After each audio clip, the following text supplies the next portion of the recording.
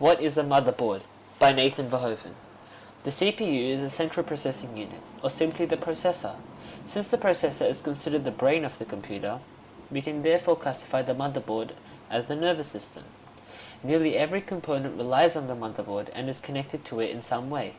The motherboard links everything together and helps the different components communicate.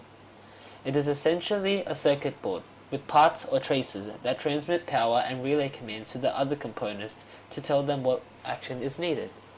When you execute any function on your computer, it requires a specific action. For each action, an electronic impulse is sent to the motherboard.